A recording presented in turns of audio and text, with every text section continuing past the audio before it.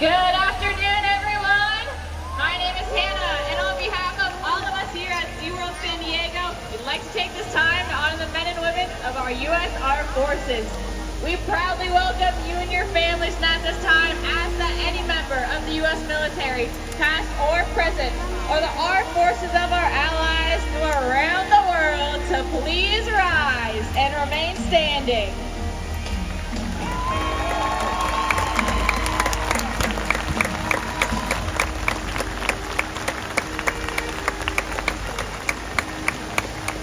We thank you for your service.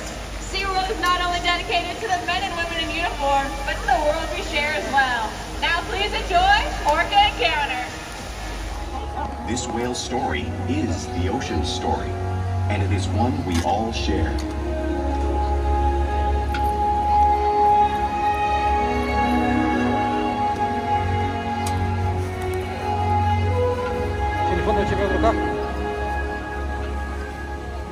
Hello and welcome to SeaWorld's Orca Encounter. My name is Blake and I'm so honored to introduce you to these intriguing and majestic animals.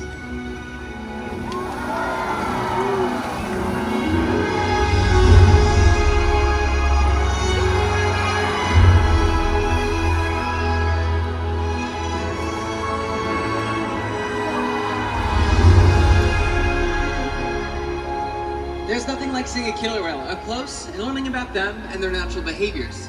We hope that this Orca Encounter will help you all better understand these magnificent creatures and all that they represent.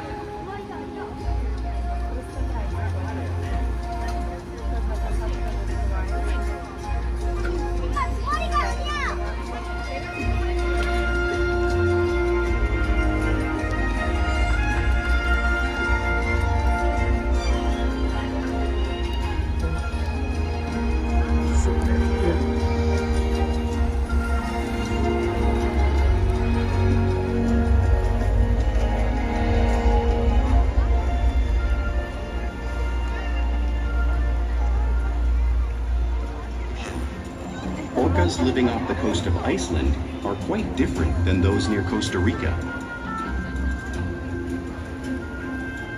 In fact, there are at least 10 types, or ecotypes, of killer whales.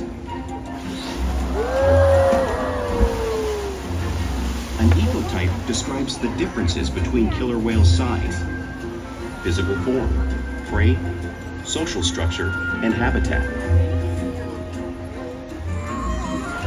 As you can see, the differences are subtle, but noticeable when compared side by side. Orcas are adapted perfectly to their environments. And even the whale's black and white coloration has a purpose. It camouflages the outline of their bodies in the water, making it easier for them to surprise and catch their prey.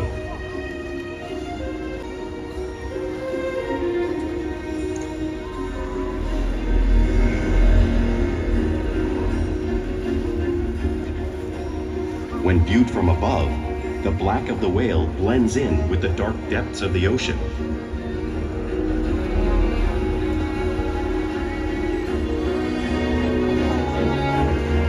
When viewed from below, the orca's white bellies match the brighter surface of the water, blending with the light above, giving them the perfect camouflage.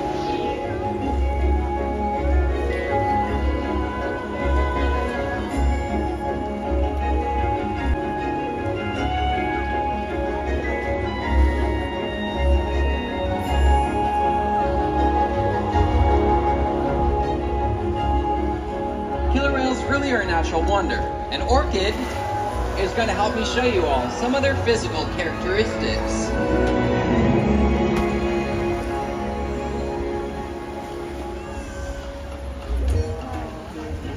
Their blowhole is perfectly designed for getting a quick breath of air at the surface of the water.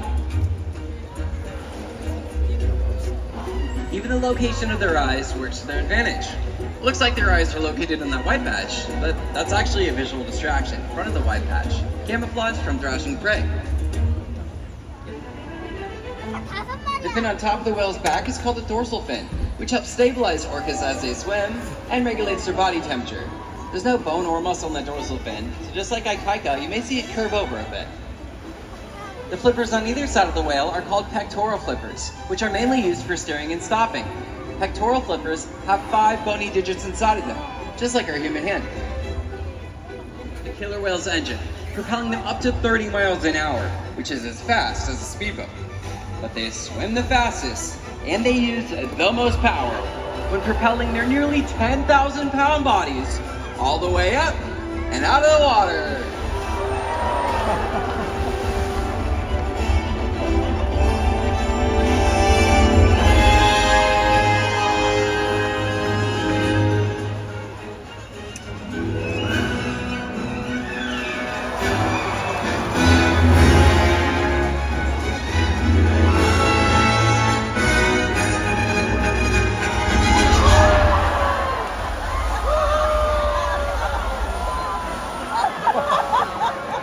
That lady is so adorable. Killer whales are highly social animals with a well-defined social structure. An orcapod is always led by a female, though just half the size of her male counterparts, not size. Because they live and work as a group, orcas need to communicate with sounds and body language. Orcas use clicks for echolocation or navigation.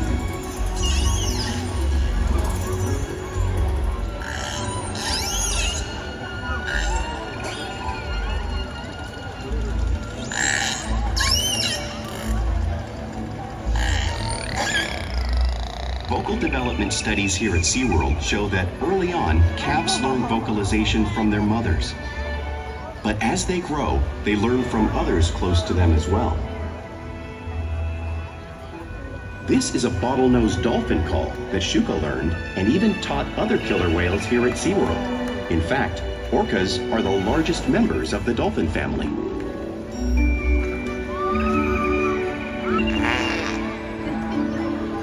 Whales here and in the wild use vocalization to communicate all the time. Like all animals, killer whales use body language as part of their communication. A peck slap might be used to show dominance or to get noticed. For example, a mother might use a peck slap to get her calf's attention. But when they really want to be heard, they breach.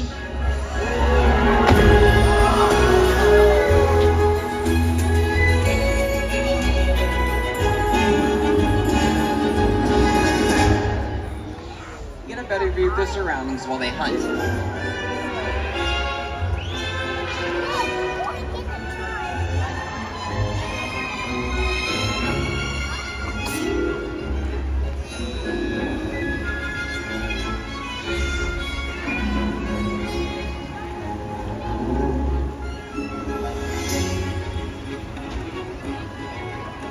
Fluke slaps are another form of communication that killer whales use in the wild and right here.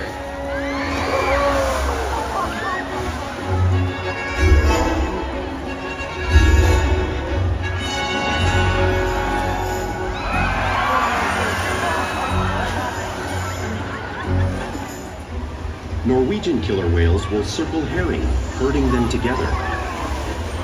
The whales use sounds to coordinate with each other and to disorient the herring. With the fish confused and contained, the whales stun them with their powerful tail flukes, making for an easy meal.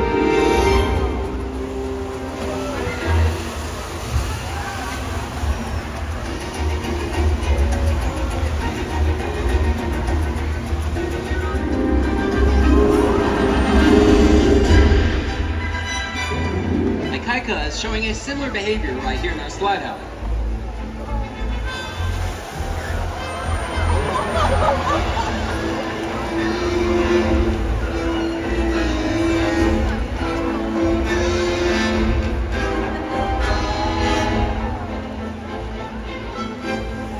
Antarctic killer whales will create waves.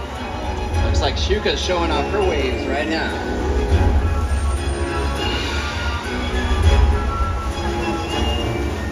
Imagine the amount of water displaced until you experience it firsthand.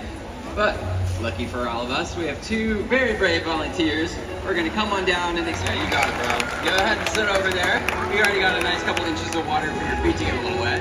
Now, it is 55 degrees. Yeah, pretty cold. Go ahead and sit down. Nope, you're gonna sit down. I know, you gotta get your shoes right. There you go. Oh, we're gonna sit like right over here on the bench. Killer whale trainer, not a kid trainer. I don't know. All right, guys, hold on tight, and here it goes. All right, and that's how we do it here at Orca Encounter. Round of applause for our great volunteers. Thanks, guys. You can come on up. Woo! Got it.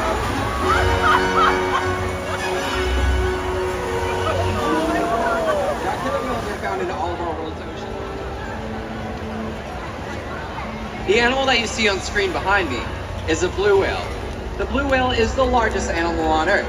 It's 5 times longer and 50 times heavier than a killer whale like Shuka or Ikaika over there. So, how does a whale their size take down a whale that size in the wild? Well, it's all possible, because killer whales are the ultimate team players. Move in to join the adults in the group. Whatever their prey, killer whales always cooperate and hunt together, making them a highly successful predator.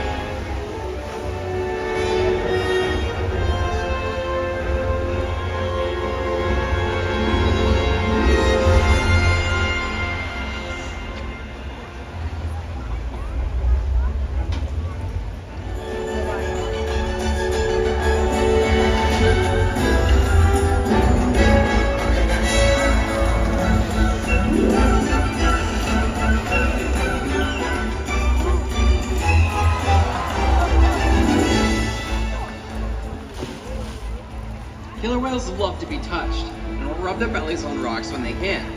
You can see Kalia showcasing a similar behavior, just like the whales in British Columbia do. Watch over on stage.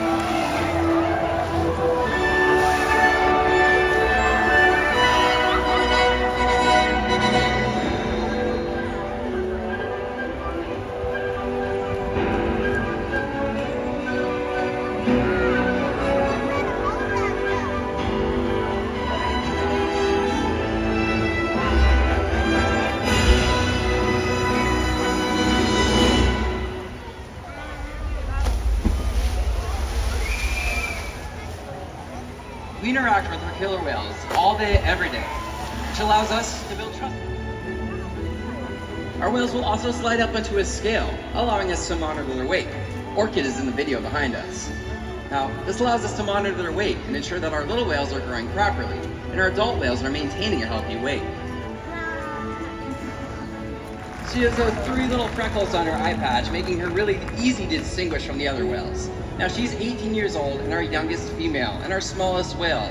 But believe it or not, she's the matriarch of our pod, meaning she is in charge. She's such a playful and fun little whale, and I'm so honored that I get to come in each and every day and be a part of the team that provides these whales with care. Now, we challenge our whales every single day to learn something new and stimulate their minds. Diet, exercise, and of course, lots of play keep our whales in great shape. And other sources affect wild populations. In another study, scientists from NOAA, the National Oceanic and Atmospheric Administration, took measurements of the killer whales living here, including pregnant whales.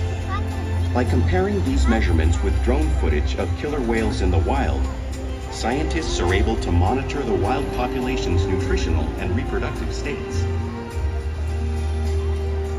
Help create an effective model to understand how toxins in the ocean impact wild killer whales and their milk supply.